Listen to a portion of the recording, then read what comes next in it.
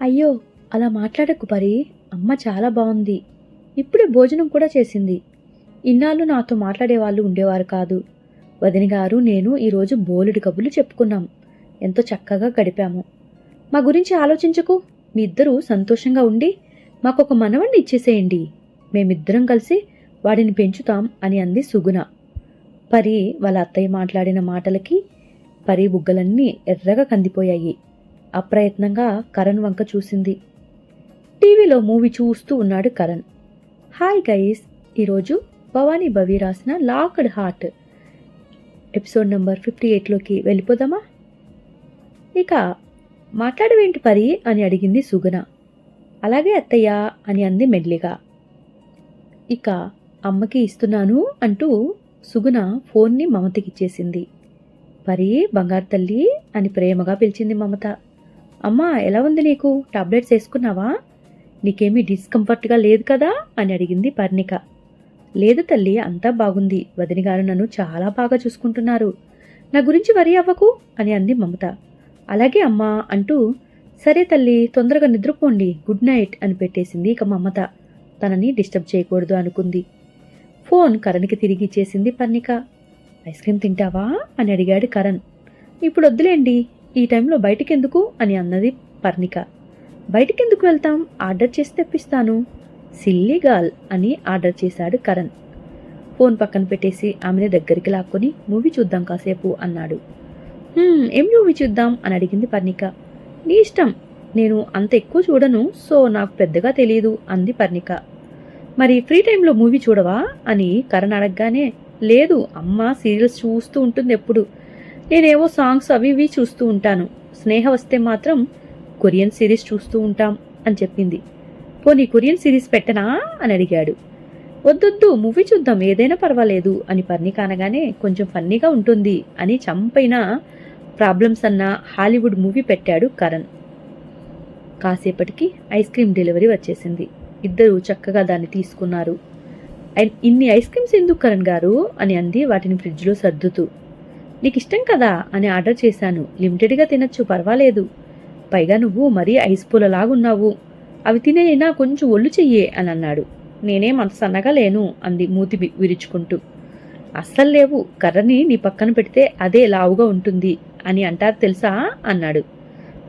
అనే వాళ్ళకి కళ్ళకి సైట్ ఉంది, అందుకనే అలా అంటారేమో అని ఒక ఐస్ క్రీమ్ టబ్ తీసుకుని వచ్చింది 2 స్పూన్స్ వేసుకొని. ఓయ్, తినమన్నాను కదా అని అంతా తినకు, కొంచెం కొంచెంగా తినాలి అన్నాడు.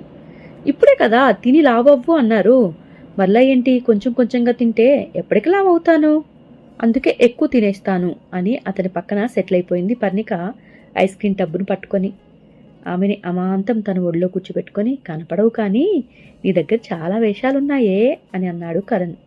వదలండి అంటూ పక్కన కూర్చుంటాను అని చెప్పింది. ఇలానే కూర్చో, నాకు పెడుతూ నువ్వు కూడా తిను అని అన్నాడు ఆమెని హత్తుకొని సరిగా కూర్చుంటూ. 2 స్పూన్స్ చూసి ఒకటి టేబుల్పై విసిరేశాడు. మొదటి స్పూన్ అతనికి పెట్టింది. ఆమె చేతిని పట్టుకుని ఆమెకే మరలా తిరిగి తినిపించాడు కరణ్. తను తినేసి తర్వాత అతనికి పెట్టింది పర్ణిక. కొంచెం అయ్యాక ఇక చాలు అని లాగేసుకున్నాడు కరణ్. ఊహుహు, ఇంకొంచెం తింటాను కరణ్ గారు ప్లీజ్ అంటూ గారంగా అడిగింది పర్ణిక.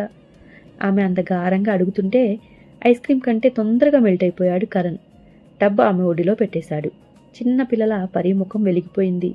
ప్రేరణ కూడా ఇలానే ఐస్ క్రీమ్ కోసం చాలా వేషాలు వేస్తుంది అన్నాడు పర్ణికని చూస్తూ కరణ్. మనం రేపు ఇంటికి వెళ్దామా, ప్రేరణకి ఐస్ క్రీమ్ పట్టుకుని వెళ్దాం అంది పర్ణిక. ఐస్ క్రీమ్ పట్టుకుని వెళ్తే అమ్మ మనిద్దరిని ఉతుకుతుంది. ప్రేరణకి ఐస్ క్రీమ్ ఎక్కువ పడదు, ఫీవర్ వచ్చేస్తుంది. అమ్మకి తెలియకుండా అప్పుడప్పుడు నేనే కొనిస్తూ ఉంటాను అన్నాడు కరణ్. అయ్యో అవునా, ఫీవర్ రాకుండా తన ఇమ్యూనిటీ బూస్ట్ చేస్తే సరిపోతుంది కదా, ఆ చిట్కా నాకు తెలుసు, మనం వెళ్ళాక ప్రేరణ గురించి నేను చూసుకుంటానుగా అని అంది పర్ణిక. నిన్న మొన్నటిదాకా ఏదో అంటి ముట్టనట్టు ఉంది కానీ ఇప్పుడు అందరూ తన వాళ్ళే అన్నట్టు ఫీల్ అయిపోతుంది అని ఆనందపడ్డాడు కరణ్ పర్ణిని చూస్తూ.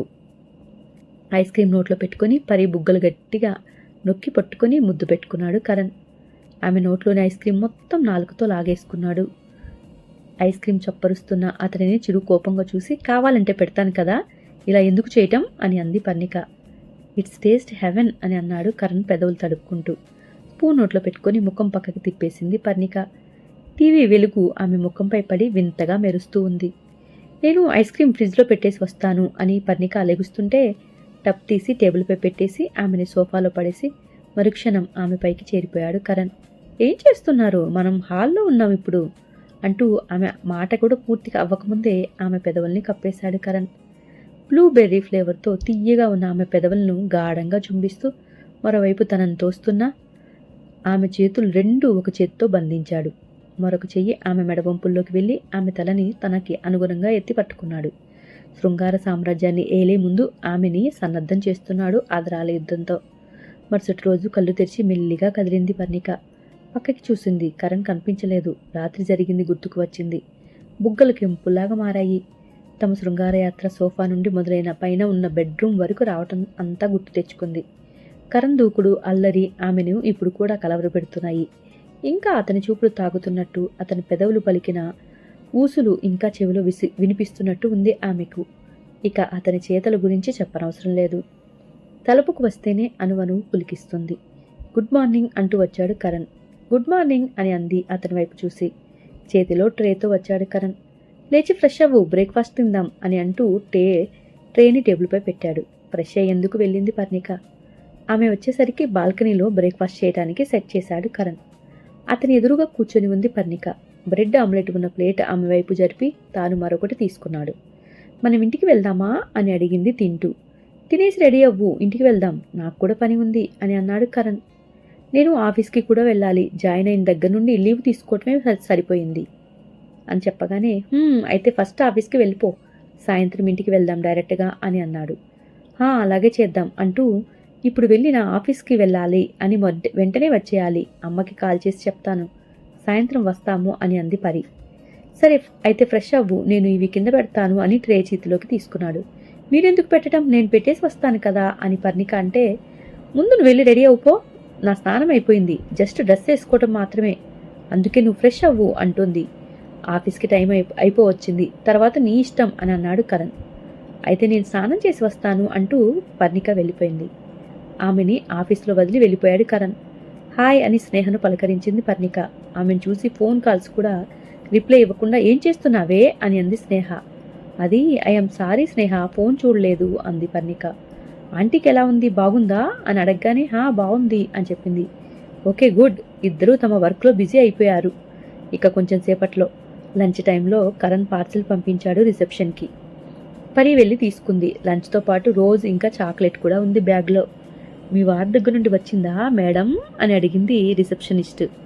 ఎస్ అని నవ్వుతూ దానిని తీసుకుని స్నేహతో కలిసి క్యాంటీన్లోకి వెళ్ళిపోయింది. అబ్బో, కరణ్ గారు ఏకంగా లంచ్ డెలివరీ కూడా ఇచ్చేస్తున్నారే, తినే మొత్తం అని అంది స్నేహ. నీకు కూడా పెట్టమని చెప్పారులే అంటూ పర్ణిక బాక్స్ ఓపెన్ చేసింది. డైరీ మిల్క్ కూడా పెట్టమని చెప్పారా అని అడిగింది కవ్విస్తూ. అది కూడా పెడతాను అంటూ చిన్నపిల్లల చాక్లెట్ అంటే పడి చచ్చిపోతావు అని ముద్దుగా విసుక్కుంది స్నేహితురాలిపై. బిర్యానీ కంటే లాస్ట్లో తినే తియ్యగా ఉండే స్వీట్ అంటేనే నాకు ఇష్టం. బిర్యానీతో పాటు స్వీట్ కూడా కొనిపెట్టేవాడినే నేను పెళ్లి చేసుకుంటాను, లేదంటే లేదు అని అంది స్నేహ. కొంటాను అంటేనే చేసుకుంటావా ఏంటి అని పర్ణిక అడిగింది.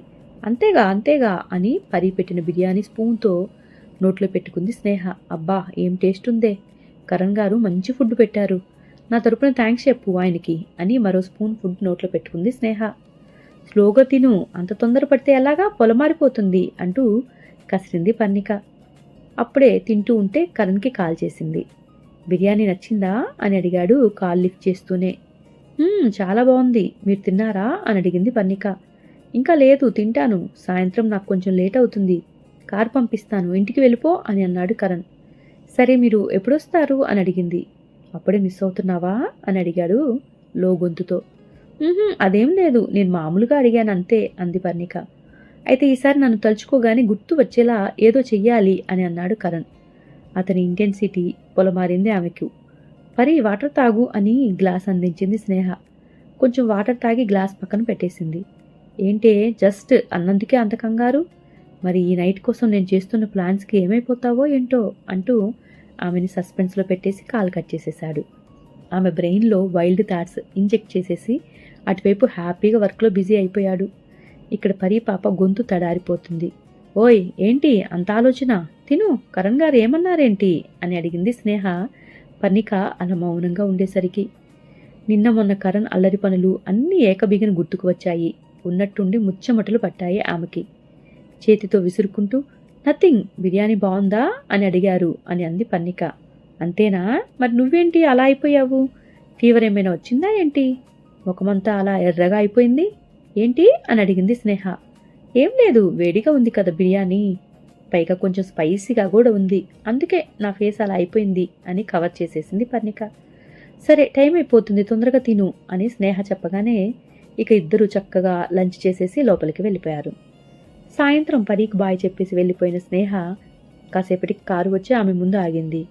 తను కారే అవ్వటంతో డోర్ తీసుకుని ఎక్కింది పర్ణిక. ఆమె ఎక్కగానే కరణ్ దగ్గర నుండి కాల్ వచ్చింది.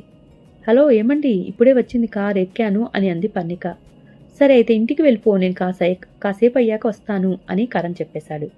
సరే సరే అంటూ ఇద్దరూ బాయ్ చెప్పేసుకున్నారు. బాయ్ అని ఫోన్ బ్యాగ్లో పడేసింది పర్ణిక. కాసేపటికి ఇంటి ముందు కారు ఆపాడు డ్రైవర్. కార్ దిగి లోపలికి నడిచింది. అమ్మా అంటూ ఎదురుగా వచ్చి ఆమెను చుట్టేసింది ప్రేరణ. మై బేబీ అని అంటూ ప్రేరణని ఎత్తుకుంది. ఇక చక్కగా ఆమెను ఎత్తుకుని లోపలికి నడిచింది పన్ని. హాల్లో సుగుణ మమత ముచ్చట్లు పెట్టుకుంటూ ఉన్నారు. పరిని చూడగానే నవ్వుతూ రామ్మా కరణేడి అని అడిగింది మమత. ఆయనకి కొంచెం పని ఉందంటమ్మా, కాసేపు అయ్యాక వస్తానని చెప్పారావు అంటూ నీకెలా ఉందమ్మా అంటూ తల్లి పక్కన కూర్చుంది. నాకు బాగానే ఉంది, మీ అత్తయ్య నన్ను కడుపుతో ఉన్న మనిషికి పెట్టినట్టు నిమిషానికి ఒకటి పెడుతూనే ఉన్నారేదో ఒకటి అని అంది నవ్వుతూ. ప్రాక్టీస్ అవుతుంది, రేపు నా కోడలు కలుపుతూ ఉంటే పెట్టాలి కదా అని అంది సగుణ నవ్వుతూ. అటు తిప్పి ఇటు తిప్పి తన దగ్గరికే వచ్చారు అని మనసులో అనుకుంది పర్ణిక. తొందరగా అవకాశం మన ఇద్దరికి వచ్చేలా ఉన్నారులే వదినా అని అంది సుగుణ పరి ముఖం వైపు చూస్తూ. మమత కూతురి ముఖం వైపు చూసి నవ్వుకుంది. నా ముఖంలో ఏం కనిపిస్తుంది అని అంది కంగారుగా. ఏం కనిపించటం లేదు, వెళ్ళి ఫ్రెష్ అయ్యరాపో, ఏమన్నా తిందు గాని అని సుగుణ చెప్పింది. సరే అత్తయ్య అని పైకి వెళ్ళిపోయింది పర్ణిక. పరి ఫ్రెష్ అయ్యి కిందకి వచ్చేసి తల్లితో అత్తగారితో కొంచెంసేపు ముచ్చట్లు చెప్పుకుంటూ కూర్చుంది. ఇక రాత్రి అయ్యాక మగవాళ్ళందరూ ఇంటికి వచ్చేశారు. కరణ్ పైకి వెళ్తుంటే పరి కూడా వెనకే వెళ్ళింది. నేను స్నానం చేసి వస్తాను అంటూ చాలా చిరాగ్గా ఉంది అని వెళ్ళిపోయాడు కరణ్. అతనికి డ్రెస్ తీసి టేబుల్పై పెట్టేసింది. ఆ తర్వాత కిందకి వచ్చేసింది పర్ణిక. కరణ్కి ఏం కావాలో చూడకుండా ఎందుకు వచ్చావమ్మా, ఏంటి, ఎందుకు ఊరికినే ఇక్కడికి వస్తావు అని మమత అన్నది. ఆయన స్నానానికి వెళ్ళారుమా, నేను అన్నీ పెట్టేసి వచ్చానులే అని పర్ణిక చెప్పగానే అరగంట తర్వాత చక్కగా స్నానం చేసేసి కరణ్ కిందకి వచ్చాడు. ఇక అందరూ కలిసి భోజనం ముగించేశారు. తల్లికి ఇవ్వాల్సిన మందులు ఇద్దాం అని వెళ్ళింది పర్ణిక. అప్పటికే మమతని చూసుకోవడానికి ఉన్న కేర్ టేకర్ అన్నిటినీ ఇచ్చేసింది. మమత పడుకోవటానికి కూడా సహాయం చేసేస్తూ ఉంది ఆవిడ. వాళ్ళ దగ్గరికి వెళ్ళి థ్యాంక్ యూ అని చెప్పింది పర్ణిక. అయ్యో మేడం, ఇది నా డ్యూటీ, మీరు థ్యాంక్ యూ చెప్పడం ఎందుకు అన్నది కేర్ టేకర్. ఎంత డబ్బులు ఇచ్చి చేసినా కూడా మీలో సేవాభావం ఉండకపోతే చేయలేరు కదా, సో థ్యాంక్ యూ అని మనస్ఫూర్తిగా చెప్పింది పర్ణిక. నాకేమీ పెద్ద పనులు ఏం లేవు మేడం, టాబ్లెట్స్ ఇవ్వటం, మేడం నడవటానికి సహాయం చేయటం, చెప్పాలి అంటే నన్ను చాలా బాగా చూసుకుంటున్నారు. ఇలా మీలో మనిషిలా చూసేవాళ్ళు అరుదు, మీరు దొరకటం నాకే అదృష్టం అని అంది ఆవిడ కృతజ్ఞతాభావంతో. సరే సరే, మీ ఇద్దరు మాటలు ఆపేసి లైట్స్ ఆఫ్ చేస్తే నేను పడుకుంటాను, అక్కడ కరణ్ కూడా ఎదురు చూస్తూ ఉంటే నువ్వు ఇక్కడ కబుర్లు చెప్తూ నిల్చున్నావేంటి అని కూతురుపై చిరుబుర్లాడింది మమత. అబ్బా, నీ అల్లుడు ఏమీ తప్పిపోలేమ్మా, వెళ్తున్నా అంటూ గుడ్ నైట్ అని బయటికి వచ్చేసింది పర్ణిక. ఆమెకి గుమ్మంలోనే ఎదురయ్యాడు కరణ్. అతనికి అడ్డు తప్పుకుంది పరి. అంతా బాగుందా అత్తయ్య, మీకు ఇబ్బంది ఏం లేదు కదా అని అడిగాడు కరణ్ తన అత్తయ్య దగ్గరికి వచ్చి. లేదు కరణ్, అంతా బాగుంది, ఇలా మాటకు ఒకరు నన్ను అడగటమే ఇబ్బందిగా ఉంది, ఇన్ని సౌకర్యాలు ఏర్పాటు చేసి ఇంకా ఏమన్నా కావాలా అని ఎందుకు అడుగుతున్నారు అంది ఆవిడ. అలా అనుకోకండి అత్తయ్య, ఇది మీ కూతురి ఇల్లు, మీ ఇల్లు, ఇక పడుకోండి, మేము వెళ్తాం అని పరి చేతిని పట్టుకుని బయటికి లాక్కుని వచ్చాడు కరణ్. వాళ్ళకెదురుగా వచ్చి పరి కాళ్ళని చుట్టేసింది ప్రేరణ. నన్ను తీసుకుని వెళ్లకుండా మీ ఇద్దరు మాత్రమే ఆచి వెళ్ళారు, ఇప్పుడు నన్ను తీసుకువెళ్ళాలి అని అడిగింది గారంగా. ప్రేరణని ఎత్తుకుని ఎక్కడికి తీసుకుని వెళ్ళాలి ప్రిన్సెస్ అని అడిగాడు కరణ్. అతని చెవిలో ఐస్ క్రీమ్ అని అంది ప్రేరణ. ఇప్పుడొద్దు బేబీ, రేపు వెళ్దాం అని అన్నాడు కరణ్. అని ఏడుపు అందుకుంది ప్రేరణ. అంత మాత్రానికే ఎర్రగా కందిపోయింది ప్రేరణ మొహం. సరే సరే వెళ్దాం వెళ్దాం అన్నాడు కరణ్. వెంటనే నవ్వేసింది ప్రేరణ. నాటీ గర్ల్ అని ప్రేరణ ముక్కులాగి చలో అని పరి చేతిని మరో చేతిని పట్టుకొని అమ్మా మేము ముగ్గురం అలా బయటికి తిరిగి వస్తాం అని బయటికి నడిచాడు కరణ్. కారులో బ్యాక్ సీట్లో కూర్చొని ఉంది ప్రేరణ. ముందు పరి, కరణ్ కూర్చున్నారు. కార్ ఐస్ క్రీం పార్లర్ ముందు ఆగగానే అది తాను మొదట కరణ్ని చూసిన పార్లర్. అది గుర్తుకు వచ్చి నవ్వుకుంది పర్ణిక. ఇక ముగ్గురు లోపలికి వెళ్ళి కార్నర్ టేబుల్ దగ్గర కూర్చున్నారు. 3 ఐస్ క్రీమ్స్ ఆర్డర్ చేశాడు కరణ్. పరి, కరణ్ పక్క పక్కన కూర్చున్నారు. ప్రేరణ టేబుల్పై కూర్చొని ఉంది. కాళ్ళు కరణ్ ఒడిలో పెట్టింది. ప్రేరణ కబుర్లు చెప్తుంటే ఇద్దరూ ఐస్ క్రీమ్ వింటూ ఉన్నారు. హాయ్ గైస్, ఈ రోజుతోటి ఈ ఎపిసోడ్ అయిపోయింది. మీకు నచ్చిందని అనుకుంటున్నాను. నెక్స్ట్ ఎపిసోడ్ కోసం ఎదురు చూస్తూ ఉంటారు కదా. నచ్చితే లైక్, కామెంట్, షేర్ చేయటం మర్చిపోకండి. వ్యూస్ కొంచెం మినిమం 1000 అన్న వచ్చేలాగా మీరు షేర్ చేస్తే అవుతుంది. మరొక మాట, మీరు లైక్, కామెంట్, షేర్ పక్కన థ్యాంక్ యూ అని ఉంటుంది కదా, దాని పక్కన హైప్ అనే ఆప్షన్ ఉంటుంది. వీలైతే మా సిరీస్కి హైప్ చేయండి. దానివల్ల యూట్యూబ్ ఎక్కువ మందికి ప్రమోట్ చేస్తుంది. ఇంకొక మాట, ఈరోజు పలుకే బంగారమాయరా అనే పాటని Shashank music me and you studio నా మరొక యూట్యూబ్ ఛానల్లో నేను ఆ పాటని అప్లోడ్ చేశాను. తప్పకుండా ఆ పాటను చూసి మీ విలువైన కామెంట్స్ని ఇస్తారు కదా. Thank you guys, bye. పలుకే బంగారమాయరా నా స్వామి, నీ మాటే జీవం, చూపులు దాచిన గోప్యం, చుక్కలు రాసినట్టుంది హృదయం. పలుకే బంగారమాయరా నా స్వామి, నా గుండె తాళం నీ నామే, ఒక చిరు